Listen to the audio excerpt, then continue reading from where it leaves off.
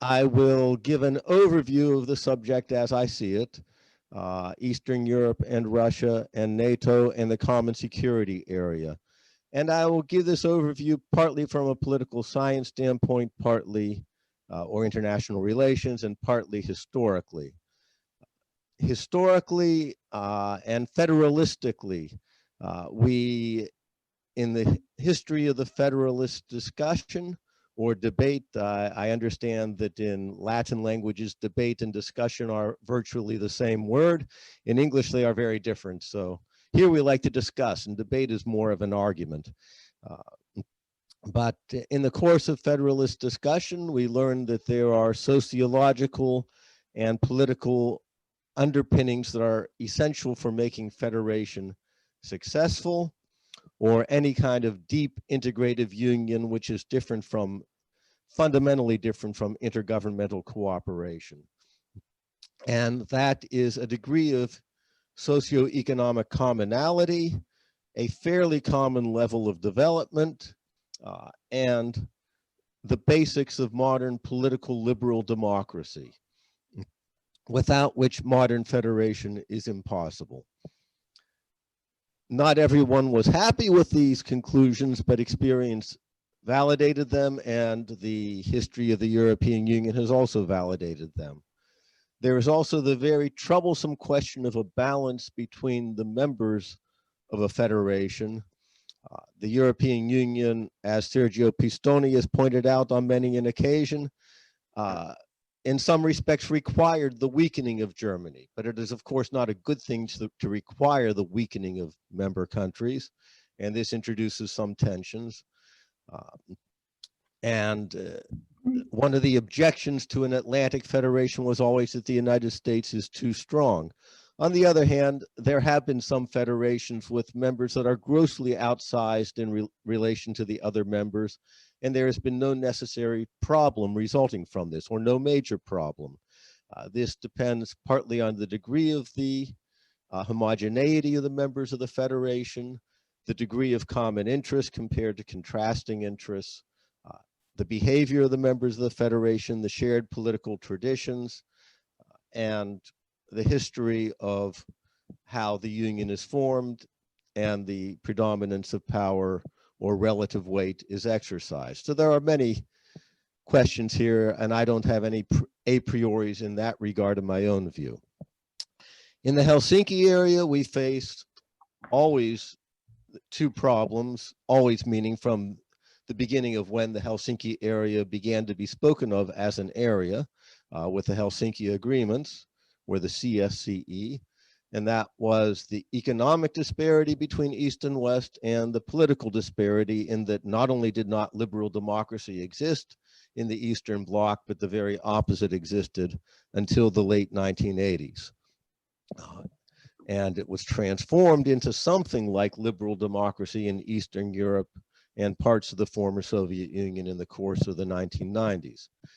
That transformation enabled the integration of Eastern Europe into the European Union and NATO, which were not federations, but the European Union was pre-federal, as John Pinder put it. It was a slightly uneasy integration because Eastern European democracy, despite seeming to be consolidated into the 1990s and certainly stabilized by this integration process, nevertheless has had its ups and downs. As have some of the Western European democracies and all of us. Nothing in the world is permanently consolidated in politics, but certainly in the newer democracies with more backward and often totalitarian traditions, it has been more difficult. Secondly, the economic disparity led to delays in the opening of the labor markets, and the European Union wisely baked a transitional period into that of a number of years after granting membership to the Eastern European countries. Britain foolishly waived that waiting period, waive, W-A-I-V-E-D, not wave like to wave, and the Brexit decision was to a large extent a consequence of that naive, over-enthusiastic, over-hasty integration of labor from Eastern Europe, which created a lot of tension and resentment. If this is the case with Eastern Europe, one can imagine what the case is with the remaining areas of the Soviet Union itself, which are more backward socioeconomically in most, not all cases, and definitely more distant in terms of political development, and have gone in the other direction in the last dozen years or so.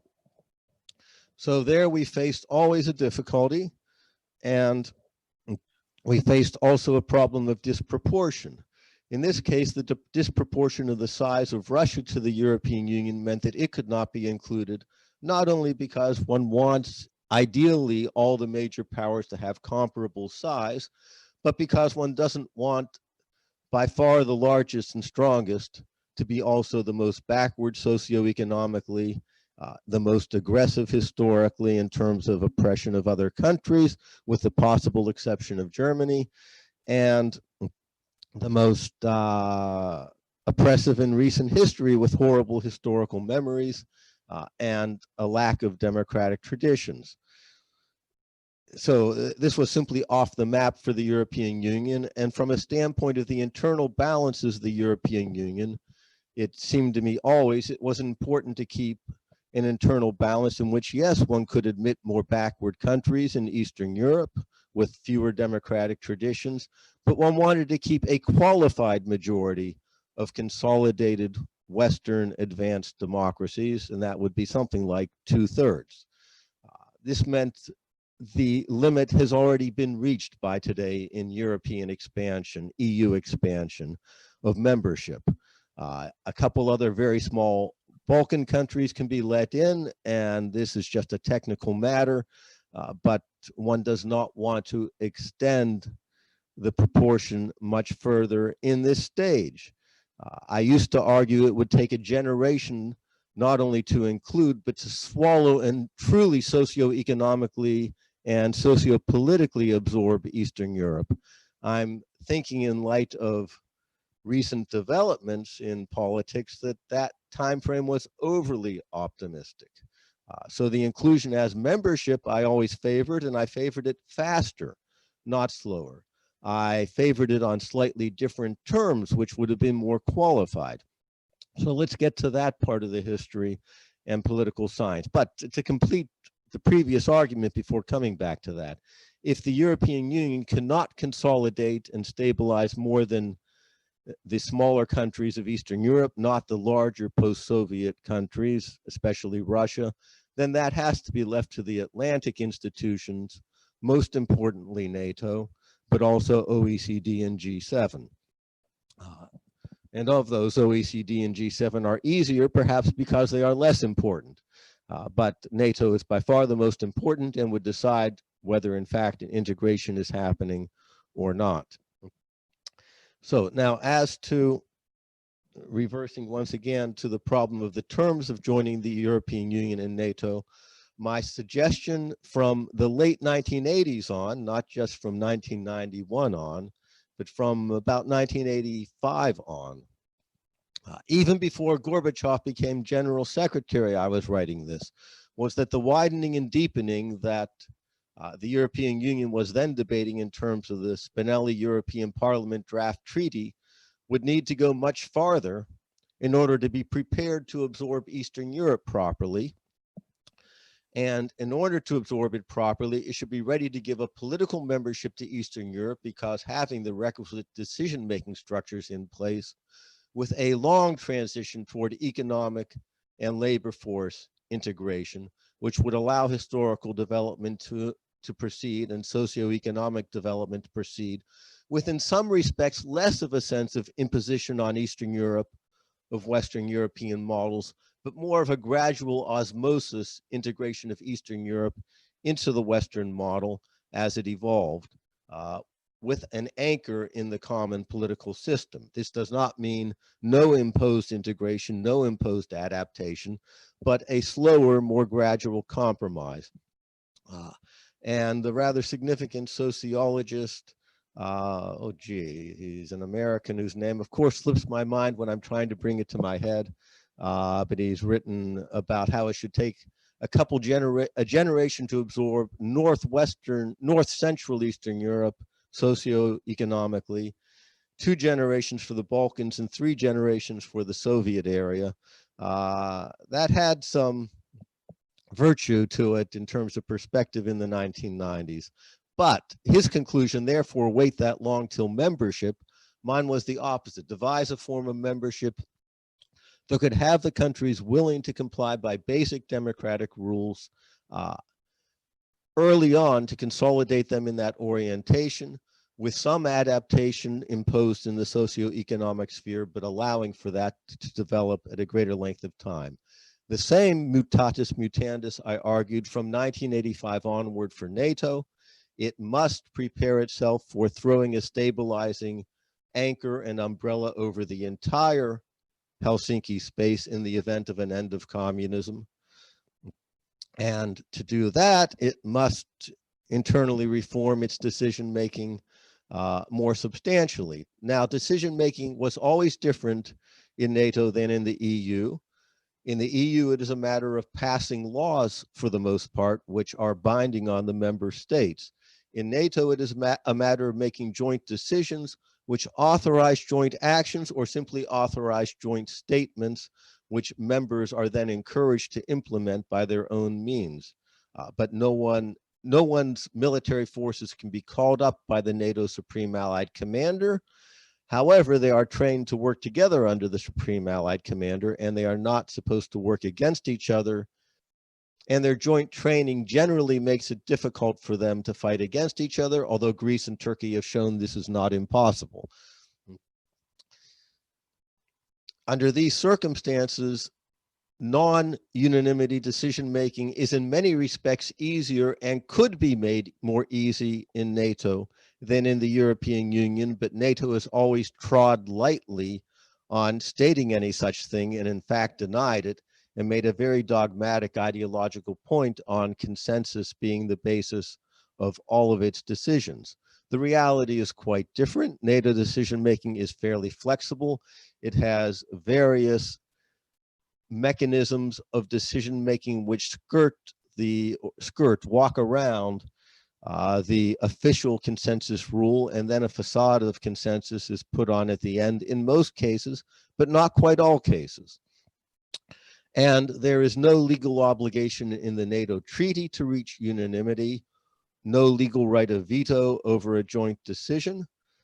This is legally quite logical because no joint decision legally obligates a member country to do anything. It does morally obligate them.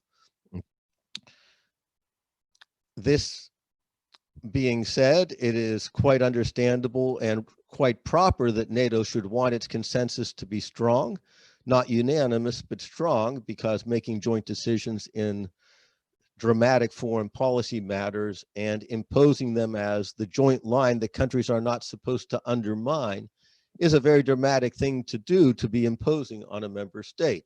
So a qualified majority system would certainly be required, not a simple majority system, and it would be one that should be exercised lightly, that is, as a last resort against countries that are being obstreperous, not as the immediate way of proceeding. It would be best to continue seeking consensus as the first option, with a strong Secretary General having an option of moving to first a straw vote. You know, in English, a straw vote means we take a poll to see where we're going, and then we'll see if the obstreperous person is willing to reach a compromise or not, in order not simply to be counted out and lose their influence. And if they're still insistent on being obstreperous, then we take an actual vote, and that's that. So that was the proposal that I made, and others with me. Come the ending of communism from 1989 to 1981 and the ending of the Soviet Union, this became a dramatically urgent matter, both for the European Union and for NATO. The European Union began its internal deepening process. It did so with reference to internal Western European interests, much more than with reference to what will be needed to making decisions together with the Eastern Europeans, although that was in its mind. And the Maastricht Treaty was more concerned with Western European integration than with the needs of extending to the East. The position of Germany, I will have to say, and I know my Italian and French friends are not prone to agree on this, but I think this is the historical fact. The German position was closer to the Federalist truth. We need a deepening that is relevant to the widening, which is historically urgent. The widening being in our foreign policy capabilities in Eastern Europe to stabilize the area, meaning foreign policy decision-making, and then widening to extending membership, and go more slowly on the euro, develop joint fiscal capability and fiscal union, which at that time, Germany meant more joint taxation capability. It didn't mean necessarily more joint banking regulation, although that would have been, as we now know, a very good idea also. So I continue to uphold, as I did from 1989 on, that the German position was the right one in the Maastricht Treaty. I support it as a step forward, but a misdirected step forward, which has since been filled in with later treaties, deepening decision-making in other areas, but never fully filled in. The gaps are still there. In the case of NATO, the deepening was never undertaken. The expansion of membership was never done as a political membership based on a decision-making capability with immature countries. And in NATO's case, a form of membership should have certainly been extended in the 1990s or offered to Russia, as it was Western-oriented and had a quasi-plebiscitary democratic regime. It was not a total fraud in its democracy, as it has regrettably become. But this didn't happen. Things went the other way. Membership was turned into an all-or-nothing divisive thing rather than a process with a mature NATO capable of making its decisions in complicated circumstances. That's the basic history of it. The rest are, in a sense, details. I would like to correct one of the papers about its historical detail. No, a map was not given to Ukraine or Georgia in 2008. And the fact that Russia provoked a war with Georgia and then seized parts of the territory anyway was a reason that people understood in NATO, oh, maybe we appeased Russia too much. And there is a point to be made there. So let's please get our basic history correct. But a more important point historically is that Russia inevitably would be a difficult country, just as France has been a difficult country in NATO and sometimes in the European Union also, but more difficult in NATO. And Greece and Turkey have been difficult countries. It is the nature of great powers to be difficult countries. And all of our great powers sometimes are. We see Britain as once again being a great country and very sadly may destroy itself by being a difficult country, may fall apart into member nations, which a federalist might come up with an ideal scheme in which that would come out for the better, but that's in a future utopia. In the real world, it will be a real tragedy if that country doesn't just tragically leave the European Union, but then actually falls apart internally as well. Well, in the case of Russia dealing with a difficult country, this meant NATO would have had to have the decision-making capability to decide that if Russia, like France, sometimes just sticks its nose in the gears and says, no, we will not agree to a decision, NATO can go ahead anyway. Russia's not required to do anything, just not to obstruct it. And that would be the matter. The goal would be that the decision-making structure would be one that would give Russia rewards for cooperating, would have a huge weighted vote so that it could trade off its vote for compromises that would secure its legitimate interests and be able to advance its legitimate ideas with some weight behind those ideas. And so a qualified voted weighting system would seem to be the best method toward that, with a preference for consensus as the first resort and resorting to voting if a country is obstreperous. And as a political science, one would expect and hope for a country to learn and its elites to learn, to play the game and work within it and benefit from that. This being a learning process as the European Union itself has been a learning process for all European elites, which had been able to assimilate some very nationalistic and obstreperous new leaders from de Gaulle onward into the process, just because they found ways to reward it and make it better for the internal governance of those countries under those leaders. So that was the goal, and that remains the goal. From NATO's side and from Russia's side, it would have been to their benefit. It still would. One very important thing is that this has to work, as all real integration has to work, for the benefit of all parties.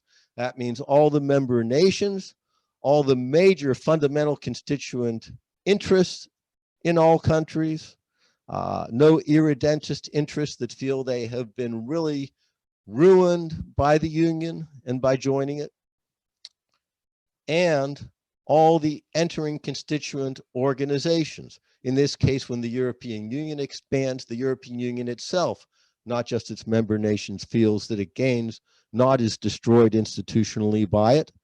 And the same thing with NATO. So NATO would have, of course, had to strengthen its decision-making to include Russia. And as a federalist, that was one of my motives for wanting to include Russia. It would finally motivate NATO to improve its decision-making, to be more flexible, more relevant to the new world, less prone to rigidities, which can have damaging unintended consequences when a joint decision is made. The other important thing is that, of course, from a standpoint of realism, NATO is not going to extend membership to Russia if it would be on terms that would destroy NATO or allow Russia to destroy NATO from within. I had a discussion or debate with Alexander Dugin, the famous Russian extreme nationalist leader, ironically in Ukraine, but in a Russia-dominated part of Ukraine at that time, which since has been put under stronger Russian domination by means that I'm sorry to say some people approve. In that debate, he said, yes, we'd love to join NATO in order to destroy it from within. That has certainly been a point of view within Russia. There was the other point of view of Yeltsin and Kozyrev and many others. We want to join because we want to be a part of the Western democratic area, consolidate our democracy, and serve our shared interests on the global plane, which Russia does share with all the rest of the West. Forgive my slips of tongue. That's an absolute prerequisite for it. And the same thing with other things that people propose. It's popular to talk. It was always popular to talk. From the beginning of the Helsinki Pact, people on the left would say, yes, let's subordinate NATO to Helsinki, where every country has a veto, including Russia, or let's subordinate Russia to the UN Security Council, where Russia has a veto. NATO was a serious organization. That is not only a non-starter, but even if you talk that way, NATO will stop listening. It will understand that your goal is to eliminate NATO as a meaningful integrative actor of its members, capable of defending them and capable of advancing legitimate shared interests. And so you will be out of the further discussion, and frankly, you should be out of it if that's what you're proposing. You can have an internal discussion that will raise lots of friends among the left wings and some of the right-wing isolationists in America also, but you will not have a serious discussion capable of influencing international history if that is what you propose. And from my standpoint, that is a legitimate verdict of history on such proposals. One of the reasons NATO did not proceed with a stronger support for institutionalization of CSCE and a strong OSCE was because it expected this would continue to be used to undermine NATO and subordinate its decision-making to a less effective one, less capable of sustaining the integration that NATO has by its own peculiar methods achieved among its member militaries and foreign policies. And this has been a legitimate concern on NATO's part, but it was a misplaced one when it came to institutionalizing CSCE as OSCE. It led to historical damage. So this mistake of rhetoric used for obtaining internal applause among certain social and ideological circles in the West from Cold War times not only leads to a cul-de-sac in terms of influence on the historical process, but actually undermines some viable processes, such as the institutionalization that occurred of CSCE as OSCE in the early and mid 1990s.